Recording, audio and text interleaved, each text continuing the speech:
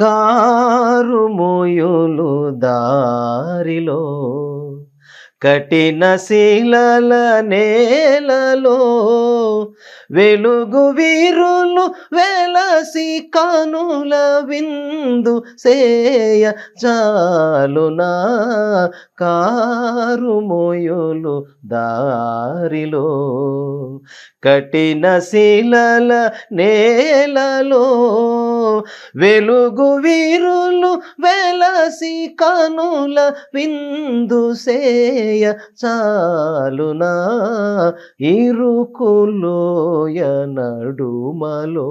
I know the Lord will find a way for me.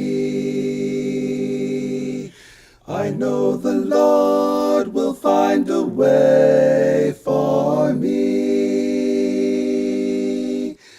If I walk in heaven's light, shun the wrong and do the right, I know the Lord will find a way for me. The Lord has said, go preach the word to all the world. The Lord has said, go preach the word to all the world.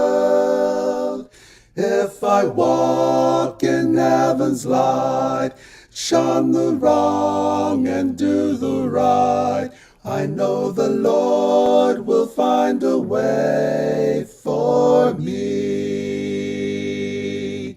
Won't it be grand to hear him say, well done? Won't it be grand to hear him say, well done?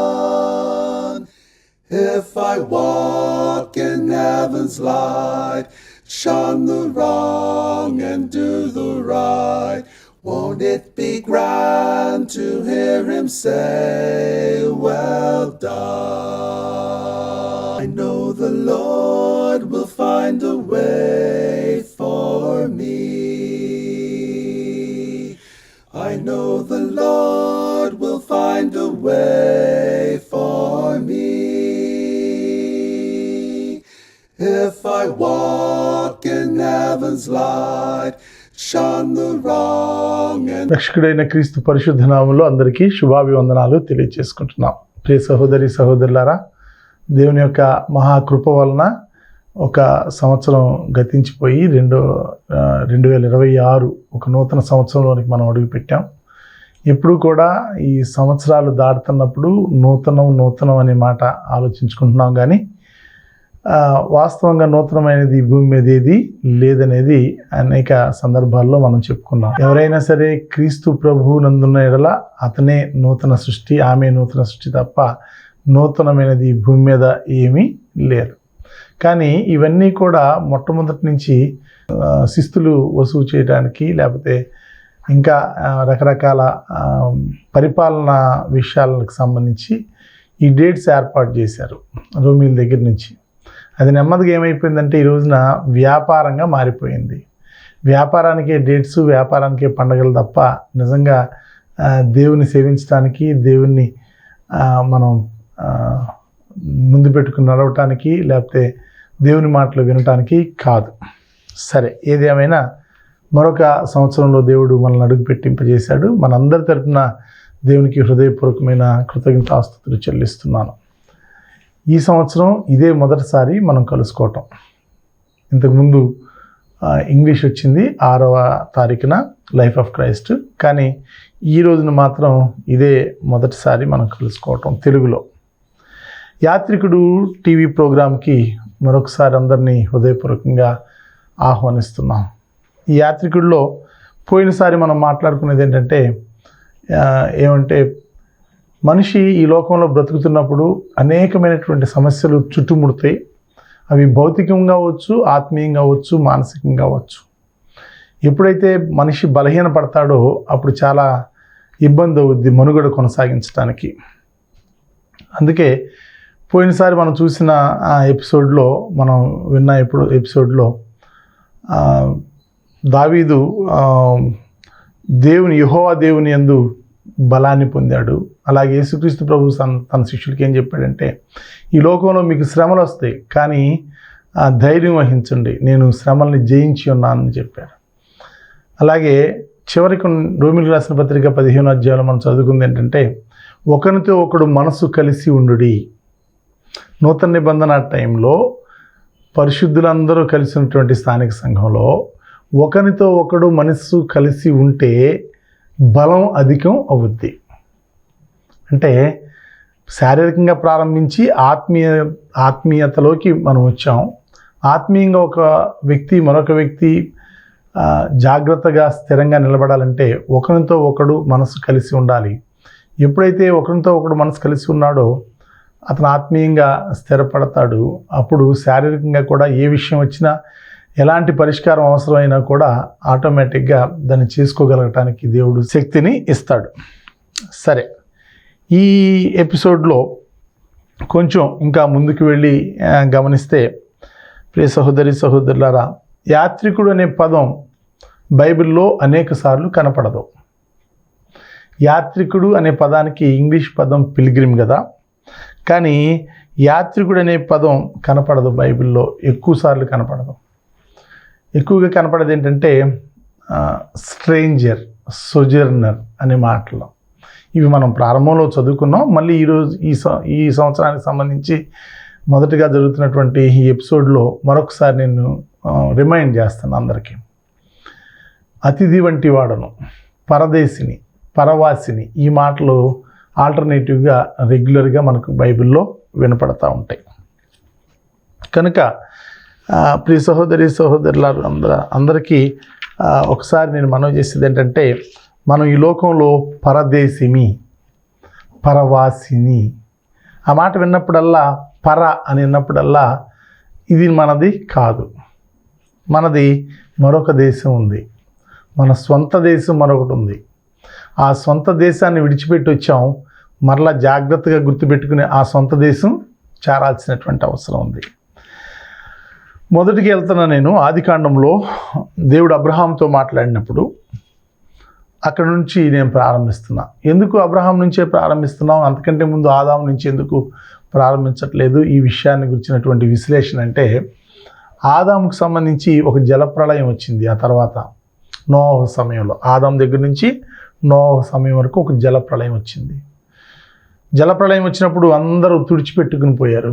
నోహు యొక్క కుమారులైన షేము, హాము, యాపెత్తోనే మరలా generation అన్నీ కూడా develop అయినాయి. వారిలో హాము, యాపెతు వీరిద్దరిని వదిలేస్తే, ఎందుకు వదిలేయాలి అని అంటే, వాళ్ళు దేవునితో కలిసి నడవలేదు, వాళ్ళు అన్ని జనుల్లో కలిసిపోయారు. వారి జాతుల దేవతల్ని, దేవుళ్ళని, విగ్రహాలని ఇబ్బడి ముబ్బడిగా ఆరాధన చేశారు. కనుక వాళ్ళని లెక్కలోకి తీసుకోవాల్సిన అవసరం లేదు. షేమును మాత్రం లెక్కలోకి తీసుకోవాలి. షేము లైన్లో ఉన్నటువంటి అర్పక్షదు, షేలహు, రయ్యును ఇలాగ ముందుకు కొనసాగితే తెరహు లాస్ట్కి నిలబడతాడు. తెరహు వాళ్ళ అబ్బాయే అబ్రహాం.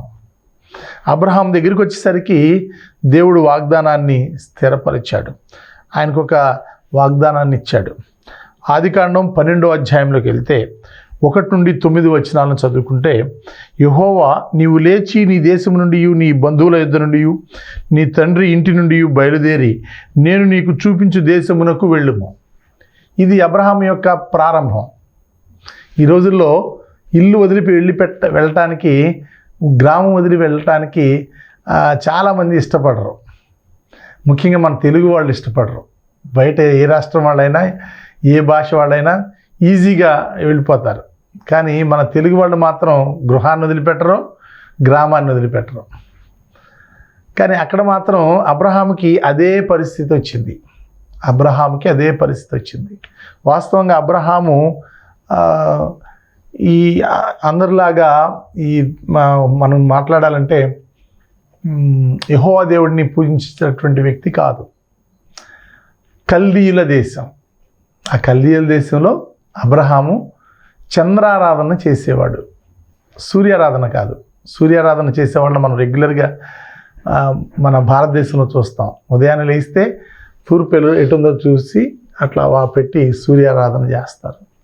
చేతిలో నీళ్లు పెట్టి కూడా పోస్తారు.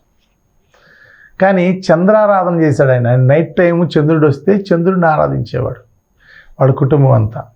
కానీ అందులో నుంచి ఆ కల్దీల దేశం అనేటువంటి ఊరు అనేటటువంటి ప్రాంతాన్ని నుంచి కల్దీల దేశంలో అబ్రహాం యొక్క ఊరి పేరు ఏంటని అడిగితే ఊరే అంటారు. ఇంగ్లీష్లో క్యాపిటల్ యు స్మాల్ ఆర్ పెడతారు ఊర్ అని, లేకపోతే యూర్. అందులో నుంచి దేవుడు నీవు లేచి నీ దేశం నుండి నీ బంధువుల యొద్ద నుండి నీ తండ్రి ఇంట నుండి బయలుదేరి నేను నీకు చూపించు దేశమునకు వెళ్ళుము. ఎప్పుడైతే దేవుడు పిలుస్తున్నాడో భయం రావాలి, ఎప్పుడైతే దేవుడు పిలుస్తున్నాడో కన్ఫ్యూజన్ రావాలి, ఎప్పుడైతే దేవుడు చెబుతున్నాడో అయోమయ పరిస్థితుల్లోకి వెళ్ళిపోవాలి, ఎప్పుడైతే దేవుడు పిలుస్తున్నాడో దేవుణ్ణి అయ్యా నాకు డబ్బులు లేవు, నాకు ఆస్తి లేదు, నాకు ఆరోగ్యం లేదు, నేను వెళ్ళలేను అని ఏదో ఒక కారణాలు చూపించి దేవుణ్ణి బ్రతిమాలుకోవాలి. కానీ అలాంటిది ఏమీ అక్కడ కనపడలా. మినిమం ఎందుకు ఉండవండి, ఉండుంటే కానీ దేవుడు అవన్నీ క్లారిఫై చేసి ఉంటాడంటే అది కూడా ఏమి లేదు. ఆయన పిలిచాడు, నేను తీసుకెళ్ళేటటువంటి దేశంలోకి నువ్వు వెళ్ళు అని చెప్పాడు. ఈయన జీవితం పరదేశిగా ప్రారంభమైంది, స్ట్రేంజర్గా ప్రారంభమైంది, క్రొత్తవాడిగా అతిథిగా పరవాసిగా ఆయన జీవితం ప్రారంభమైంది. ప్రారంభమవుతున్నప్పుడు నేను చూపించు దేశమునకు వెళ్ళుము. వెళ్తే ఏం చేస్తా అన్నాడు దేవుడు. 2వ వచనం, నిన్ను గొప్ప జనముగా చేసి నిన్ను ఆశీర్వదించి నీ నామమును గొప్ప చేయుదును, నీవు ఆశీర్వాదముగా ఉందువు. ఎంత గొప్ప మాట అండి ఇది. దేవుని యొక్క మాట ఒకటింటే గొప్ప జనంగా చేస్తాడు. అబ్రహాం యొక్క సంతతిని గొప్ప జనంగా చేస్తాడు. పైగా ఇంకోటి ఏమన్నాడంటే నీవు ఆశీర్వాదముగా ఉందువు, నీవు ఆశీర్వాదముగా ఉందువు, నిన్ను ఆశీర్వదించు వారిని ఆశీర్వదించుదును, నిన్ను దూషించు వారిని శపించుదును. ఎంత ఫేవరబుల్ సైట్ ఆఫ్ గాడ్ అండి అబ్రహాం విషయంలో. ఎవరన్నా నీతో స్నేహం చేస్తే వాళ్ళతో నేను స్నేహం చేస్తా, ఎవరన్నా నిన్ను ఆశీర్వదిస్తే వాళ్ళని నేను ఆశీర్వదిస్తా, ఎవరన్నా నిన్ను దూషిస్తే వాళ్ళని నేను శపిస్తా. గొప్ప భరోసా. ఏ ఆజ్ఞని ఆయన ఫాలో అయితే, ఆయన చెప్పిన మాట విని ఆ ఊరు నుంచి బయలుదేరి బయటకు వెళితే సహజంగా మొదటి నుంచి స్కాలర్స్ కానీ థియాలజిస్టులు కానీ స్టూడెంట్స్ కానీ సేవకులకు కానీ వచ్చేటటువంటి ఒక ఆలోచన ఏంటంటే, అంతమంది జనం ఉండగా ఆనాడు అబ్రహామునే దేవుడు ఎందుకు ఎన్నుకున్నాడు? సింపుల్గా ఒక టీచర్గా నాకు తెలిసింది నేను మీకు చెప్తా, మీకు అర్థం అవ్వాలని చెప్తున్నా. ఒక స్కూలు, ఒక క్లాసులో టీచర్ ఎప్పుడు కూడా ఒక్కడిని పిలుస్తారు. ఆ అమ్మాయి లేడీ టీచర్ అయినా జెంట్ టీచర్ అయినా ఒక్కడిని పిలుస్తూ ఉంటారు. అదే చాక్ పీస్ తీసుకురా, మంచినీళ్ళు తీసుకురా, కర్ర తీసుకురా. కారణం ఏంటి? ఎందుకు అతన్ని పిలవాలి, అందరిని పిలవచ్చు కదా అంటే సింపుల్. అతనికి ఆయన అంటే ఆమె అంటే ఇష్టం, ఆ టీచర్ అంటే ఇష్టం. అది ముఖ్యమైన కారణం. ఆ ఇష్టాన్ని వాళ్ళు గమనించి అతన్నే అన్ని పనులకి వాడతారు.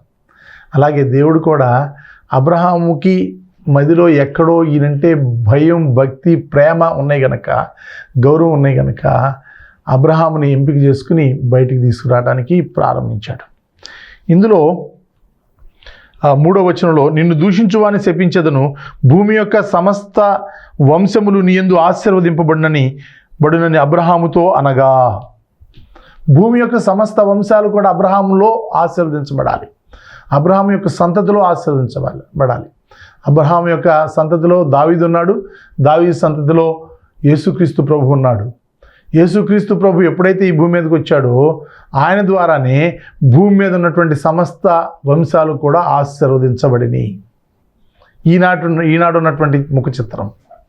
ఒకనాడు ఉన్నటువంటి చిత్రం ఏంటి చెప్పనా? యెహోవా దేవుడు ఇశ్రాయేలు జనాంగానికి మాత్రమే దేవుడు, మిగతా వాళ్ళు ఎవరికి దేవుడు కాదు. సరే, ఇందులో 4వ వచనం చూస్తే, యెహోవా అతనితో చెప్పిన ప్రకారం అబ్రహాము వెళ్ళెను, లోతు అతనితో కూడా వెళ్ళెను. అబ్రహాము హారాను నుండి బయలుదేరినప్పుడు 75 ఏండ్ల వాడు. చాలా ఒళ్ళు జలధరిస్తుందండి, ఒళ్ళు జలధరిస్తుంది. ఆయన హారాన్లో ఉన్నప్పుడు దేవుడు పిలిచినప్పుడు, మాట్లాడినప్పుడు, ఆయన లేచి బయలుదేరాల్సినటువంటి సమయంలో ఆయన వయసు 75 ఏండ్లు. ఇవాళ నాకు 56 ఏండ్లు. కానీ ఇవాళకే శక్తి లేదు. ఎవరైనా గట్టిగా ఆరోగ్యంగా ఉన్న వాళ్ళని చూసి నేను అలా ఉండలేకపోతున్నాను ఏంటని బాధపడతాం. భౌతికంగా శక్తి లేదు, కానీ ఒకటి మాత్రం నిజం, ఆత్మీయంగా దేవుడు శక్తిని ఇచ్చాడు. ఆత్మ బలపడి ఉన్నప్పుడు భౌతికంగా ఏ విధంగానైనా సరే దేవుడు మనల్ని నడిపిస్తాడు.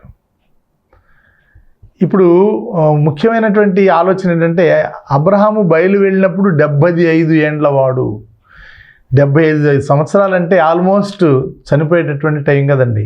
కీర్తనలోకి వచ్చేసరికి ఏమంటారు, 70 లేదా 80 సంవత్సరాలు వయస్సు. ఒకప్పుడు 100 సంవత్సరాలు ఉన్నదాన్ని దేవుడు షార్ట్ చేశాడు. దాన్ని ఎట్లా చేశాడంటే 70 లేదా 80 సంవత్సరాలు. ఇప్పుడు 75 అంటే 70కి 80కి మధ్యలో ఉన్నాడు ఈయన. ఆల్మోస్ట్ అబౌట్ టు డై 5 ఇయర్స్కి. కానీ అప్పుడు బయలుదేరాడు. మీరు నేను కూడా గమనించాల్సింది ఏంటంటే, సేవకులు చూస్తున్నా లేకపోతే విశ్వాసులు చూస్తున్నా ఈ ఎపిసోడ్ని మీరు నేను గమనించాల్సింది ఏంటంటే, వయసుతో సంబంధం లేదు. మనం వయసుని మనసులో పెట్టుకుని దేన్ని ఆలోచించి సంతోషపడాల్సిన అవసరం లేదు, డిసప్పాయింట్ అవ్వాల్సిన అవసరం లేదు, కుమిలిపోవాల్సినటువంటి అవసరం లేదు. దేవుడు ఎవరిని ఎప్పటి వరకు బ్రతికిస్తాడో, ఎప్పుడు తీసుకుంటాడో అది ఆయన చిత్తం. మనం మాత్రం బ్రతికున్నంతకాలం దేవుని పని చేయడానికి ముందుకు వెళ్ళాలి. ఇదేంటంటే మీరు సేవకులు మీరు చేయాలి కానీ మా అందరికి చెప్తున్నారేంటి కామన్గా అంటే, కామన్గా నమ్మి బాప్తిసం పొందినవాడు రక్షించబడును, నమ్మని వానికి శిక్ష విధించబడును. నమ్మిన వారు ఈ కార్యాలన్నీ కూడా చేయాలి. యేసుక్రీస్తు ప్రభు మత్తయి సువార్త 28వ అధ్యాయంలో ఏమన్నాడంటే, శిష్యులతో చెప్తా, సర్వలోకానికి వెళ్ళి సర్వసృష్టికి సువార్తను ప్రకటించుడి, తండ్రి యొక్క కుమారుని యొక్క పరిశుద్ధాత్మ యొక్క నామములోనికి బాప్తిసం ఇచ్చు వారిని శిష్యులుగా చేయుడి. ఎవరైతే శిష్యులు అవుతారో వారందరూ కూడా నేను మీకు ఏవేవి ఆజ్ఞాపించుతున్నో అవన్నీ వాడు చెయ్యాలని చెప్పండి అంటారు. ఈ ముక్క ఎందుకో ఎక్కడో అప్పుడప్పుడు మిస్ అవుతూ ఉన్నట్టు కనపడద్ది. సేవకుల దగ్గర నుంచి ఆ బాధ్యతని చాలా స్థానిక సంఘాల్లో ఉన్నటువంటి స్త్రీ పురుషులు తీసుకోవట్లా. వాళ్ళు ఏమనుకుంటున్నారంటే ఆ క్లెడ్జ్ లైటీ సిద్ధాంతం అంటారు. అంటే ఆ పైన నిలబడేటటువంటి డయాస్ మీద నిలబడేటటువంటి వ్యక్తే మాట్లాడాలి, ఆయన క్లెడ్జి అంటారు, మనం లైటీలు, మనం సామాన్యులు, మనం వినాలి అనే కాన్సెప్ట్లోనే ఉన్నారు. అలా కదండి. భూమి మీద యేసుక్రీస్తు ప్రభు ద్వారా అన్ని వంశాలు ఆశీర్వదించబడాలి. అన్ని వంశాలు ఆశీర్వదించబడిన తర్వాత అన్ని వంశాల్లో ఉన్నటువంటి సాధారణమైనటువంటి విశ్వాసులు, పరిశుద్ధులు కూడా దేవుని యొక్క వాక్యాన్ని చెప్పడానికి అర్హులు. వాళ్ళు కూడా ప్రభు యొక్క సువార్తని అందరికీ పంచాల్సినటువంటి అవసరం ఉంది. ప్రియ సహోదరి సహోదరులారా, 9 వచనాల వరకు మనం చదివితే చాలా చక్కగా ఉంటుంది. అబ్రహాం ఎలా బయటకు వచ్చాడో, మరలా ఎలా వెళ్ళాడో, ఎక్కడ వరకు ప్రయాణం చేశాడో అవన్నీ ఆదికాండం 12వ అధ్యాయం 1 నుంచి 9 వచనాల వరకు ఉంటుంది. అయితే ఈ భాగాన్ని మరలా హెబ్రీయులకు రాసిన గ్రంథకర్త 11వ అధ్యాయం 9 నుంచి 10 వచనాలు, హెబ్రీయులకు రాసిన పత్రికలో 11వ అధ్యాయం 9 నుంచి 10 వచనాల్లో వివరించాడు. అక్కడ వివరించినటువంటి విషయాలను ఇక్కడ వివరించారు. కొంత జర్నీ అయిపోయిన తర్వాత, కొంత కాలం జరిగిపోయిన తర్వాత అబ్రహాము ఎలాంటి ఇబ్బందులు పడ్డాడో, ఎలా బ్రతికాడో, ఎలా తన ఉనికిని కాపాడుకుంటూ వచ్చాడో ఇవన్నీ కూడా హెబ్రీయులకు రాసిన గ్రంథకర్త విశ్వాస వీరుల అధ్యాయంలో వివరించాడు. 11వ అధ్యాయం 9 నుంచి 10 వచనాలు నేను చదువుతున్నాను చూడండి. 9 నుంచి 10 వచనాలు, లేదు 8 కూడా కలిపి చదువుతున్నాను. అబ్రహాము పిలువబడినప్పుడు విశ్వాసమును బట్టి ఆ పిలుపునకు లోబడి తను స్వాస్థ్యముగా పొందనై ఉన్న ప్రదేశమునకు బయలు వెళ్ళెను. దేవుడు పిలుస్తున్నాడు, ఆయన ఉన్నాడు, ఆయన ఉన్న ప్రదేశం చాలా చక్కగా ఉంది. అక్కడి నుంచి బయలుదేరి వేరే చోటకి వెళ్ళాలి. దాన్ని దేవుడు స్వాస్థ్యంగా ఇస్తానని చెప్తున్నాడు. ఆ మాటను నమ్మి బయలుదేరాడు. ఏమీ లేదు, అంతా శూన్యం, అంతా ఒక భ్రమలాగా అనిపిస్తుంది. కానీ దాన్ని నమ్మి ఆయన బయలుదేరాడు అన్న మాట చూడండి. నమ్మి బయలుదేరాడు. ఆ వివరణ ఎక్కడుంది? ఆదికాండం లేదు. హెబ్రీయులకు రాసిన పత్రికలో హెబ్రీ గ్రంథకర్త చెప్తున్నాడు. ఏమంటున్నాడంటే, అబ్రహాము పిలువబడినప్పుడు విశ్వాసమును బట్టి ఆ పిలుపునకు లోబడి. ప్రియ సహోదరి సహోదరులారా, ఇవాళ కూడా మిమ్మల్ని నన్ను దేవుడు పిలవాలి కదా. అలాగే పిలుస్తున్నాడా? కల్లో కానీ దర్శనాల్లో కానీ? ఎందుకు పిలవట్లేదు? చాలామంది పిలుస్తున్నారని చెప్తున్నారు. మంచిది. ఎవరి ఆలోచన, ఎవరి ఆత్మీయత, ఎవరి అంతరంగం, ఎవరి భావోద్గ్రత అన్నీ వాళ్ళవి. కానీ మనం ఆలోచించేది ఏంటంటే, ఈనాడు వాక్యం ద్వారానే దేవుడు మాట్లాడుతున్నాడు. ఆదియందు వాక్యం ఉండెనో, వాక్యం దేవుని యొద్ద నుండి, వాక్యమే దేవుడై ఉండెనో. అది యోహాను సువార్తలో ఉంటే, హెబ్రీయులకు రాసిన పత్రిక 1వ అధ్యాయంలో ఏముందంటే కొంచెం వివరణ ఉంది. 1వ అధ్యాయం 1 నుంచి 3 వచనాల్లో, పూర్వకాలమందు నానా సమయములలోనూ నానా విధములుగాను ప్రవక్తల ద్వారా మన పితరులతో మాట్లాడిన దేవుడు, ఈ దినములంతమందు కుమారుని ద్వారా మనతో మాటలాడెనో. ప్రభు అయిన యేసుక్రీస్తు ద్వారా మనతో మాటలాడెనో. ఆయన మాటలు ఇప్పుడు ఎక్కడున్నాయి? ఆయన చనిపోయి తిరిగి లేచి దేవుని కుడిపార్శ్వానికి వెళ్ళిపోయాడు కదా. కానీ ఆయన మాటలు బైబిల్లో ఉన్నాయి, ఆయన మాటలు ఉత్తరాల్లో ఉన్నాయి, ఆయన మాటలు శిష్యుల నోట్లో ఉన్నాయి. కాబట్టి దేవుడు మనం డైరెక్ట్గా పిలవాల్సినటువంటి అవసరం లేదండి. దేవుని యొక్క వాక్యం ద్వారా దేవుడు మనతో మాట్లాడతాడు. ఆ మాట్లాడినటువంటి మాట విన్నప్పుడు లోబడాల్సినటువంటి బాధ్యత మీ మీద, నా మీదే ఉంది. లోబడాలి. మీకు ఒక చిన్న చిట్కా చెప్పనా? ఈ సంవత్సరం బిగినింగ్లో బైబిల్లో అండర్లైన్ చేసుకుని డేట్ వేసుకోండి. నా పాత బైబిల్స్ అన్నీ అలాగే చేసుకుంటాను నేను. ఎప్పుడంటే ఎదుట సేవకుడు మాట్లాడుతున్నప్పుడు ఆ మాట సూటిగా మీ మనసుకి తగిలినప్పుడు డేట్ వేసుకోండి, అండర్లైన్ చేయండి. ఒక సంవత్సరం అయిన తర్వాత ఆ బైబిల్ని వెనక్కి వెళ్ళి చూడండి. దేవుడు ఎలా మీతో మాట్లాడాడో తెలుస్తుందండి. నిజంగా ఎలా మీతో మాట్లాడాడో తెలుస్తుంది. ప్రారంభంలో జనవరి నెలలో ఎలా మాట్లాడాడు, మార్చి నెలలో ఎలా మాట్లాడాడు, జూన్లో ఎలా మాట్లాడాడు, అక్టోబర్లో ఎలా మాట్లాడాడు, డిసెంబర్లో ఎలా మాట్లాడాడు ఖచ్చితంగా తెలుస్తుంది. ఎటువంటి డిజార్డర్ ఉండదు, క్రమం ఉంటుంది. 40 సంవత్సరాల పాటు 40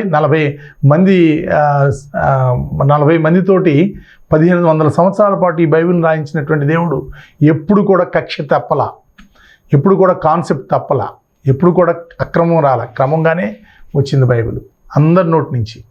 అలాగే ఇప్పుడు దేవుడు మనతో మాట్లాడుతున్నాడా అనే విషయానికి నేను మీ ముందు ఉంచుతున్నాను అనమాట. ఏంటంటే దేవుడు మనతో మాట్లాడాల్సిన అవసరం లేదు. పితరుల ద్వారా, ప్రవక్తల ద్వారా పితరులతో మాట్లాడిన దేవుడు ఈ దినముల అంతమందు ఆయన కుమారుని ద్వారా మనతో మాటలాడెను.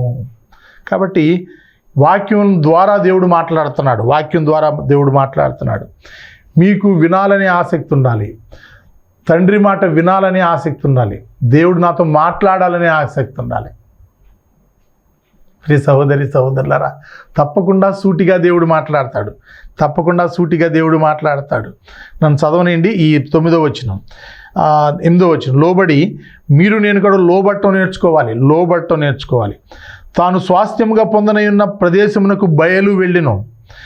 ఏమీ లేదు ఎదురుగా, కానీ ఏదో ఉంది. దేవుడు స్వాస్థ్యంగా నాకు ఇవ్వబోతున్నాడు. ఎన్ని కిలోమీటర్లు నడవాలో తెలియదు, ఏ భూమి సెలెక్ట్ చేస్తారో తెలియదు, ఈ మధ్యలో ఎన్ని ఆటంకాలు వస్తాయో తెలియదు, ఈ మధ్యలో ఎంతమంది ఆయన్ని ఇబ్బంది పెడతారో తెలియదు. కానీ ముందుకు వెళ్ళాలి, బయలు వెళ్ళను. మరియు ఎక్కడికి వెళ్ళవలనో అది ఎరుగక బయలు వెళ్ళను. ఆ మాట అండర్లైన్ చేసుకోండి. ఎక్కడికి వెళ్ళాలో తెలియదు. ఎవరన్నా అడ్రస్ అడిగితే, అడ్రస్ నాకు తెలియదు అయ్యా నేను వచ్చానంటే నవ్వుతారు. ఫలానా దగ్గరికి వెళ్ళాలని చెప్తే కదా తీసుకెళ్తారు. కానీ అది కూడా తెలియదు ఆయనకి. ఎక్కడికి వెళ్ళవలను అది ఎరుగక బయలు వెళ్ళను. ఎలాగా? 9వ వచనం, విశ్వాసమును బట్టి అతనుతో ఆ వాగ్దానమునకు సమాన వారసులైన ఇస్సాకు యాకోబు అను వారును గుడారములలో నివసించు. ఆయన జీవితం అంతా పిల్గ్రిమేనండి, యాత్రికుడే. గుడారాల్లో నివసించాడు. ఇప్పుడు ఏ కుటుంబం అయినా గుడారం ఉందండి? కనీసం తాటాకులు ఇల్లు ఉందా? కనీసం రేకుల ఇల్లు ఉందా?